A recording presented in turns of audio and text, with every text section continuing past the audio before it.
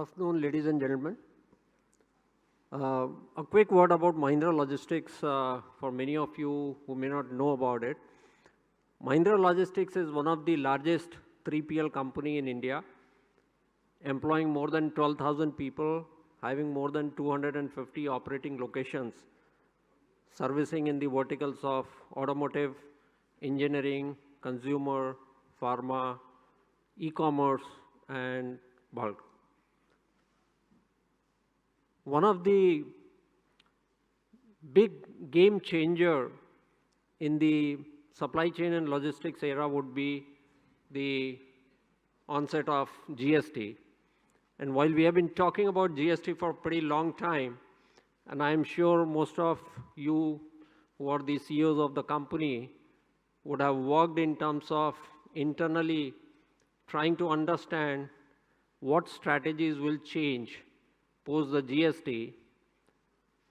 I would like to highlight a couple of experiences which we have worked with our customers and how it is people are gearing up for the GST, which is now going to be live from July.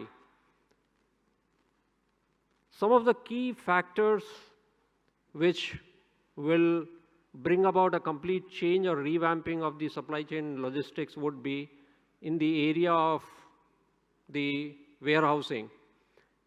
Today, when you take a typical FMCG company, probably they operate with 30 or 40 depots or warehouses across India.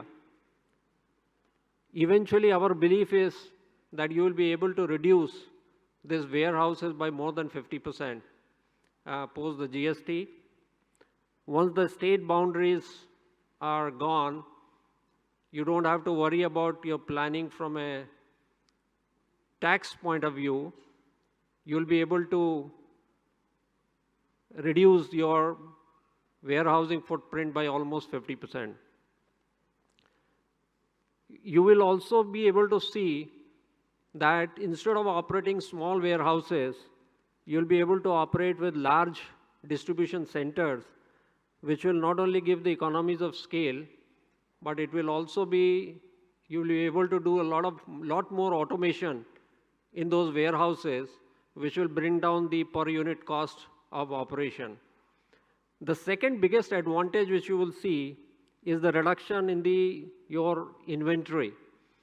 Today your inventory is spread across multiple warehouses, and because of that, the overall inventory number goes up. With the kind of work which we have done with our clients, we believe that you should be able to drop your inventory levels by almost 20 to 25% by not only rationalizing the number of warehouses, but even starting some dispatches directly from the factories. The third thing is, as I mentioned earlier, is the reduction in the warehousing cost itself. Because of the large size DCs and the automation which will go along with that, your per unit cost of warehousing can come down. Another major change which will happen is in terms of the transportation.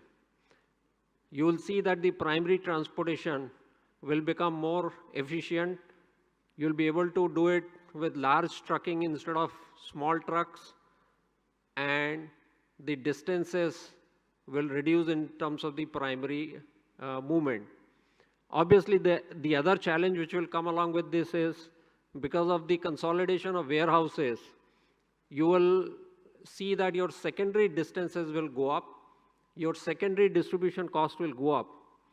But our belief is that between the reduction in the primary transportation cost and the secondary distribution cost, companies should be able to save between 3 to 4% of the distribution cost overall post GST. We have a couple of work which we have done with some of the FMCG company, one leading telecom companies, and the results which I would like to share quickly is in terms of in post GST scenario, the number of warehouses for a company were down from 7 to 3. The total warehousing space was down by 29%. Total inventory at warehouse reduced by 22%. and the overall cost impact of all this thing put together was around 6%.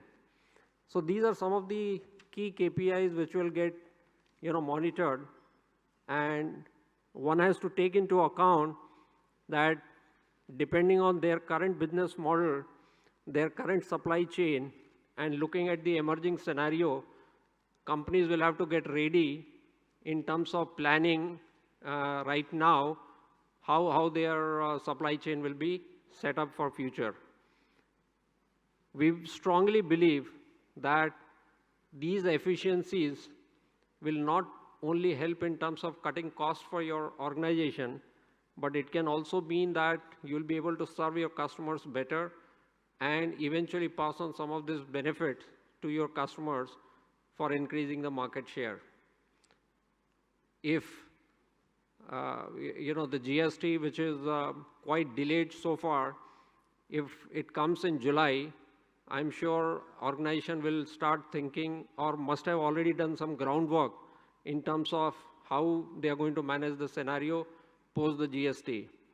We'll be very happy to connect with any one of you and share our experiences in terms of what we can do to enable your organization to meet the demand of the GST. Thank you very much.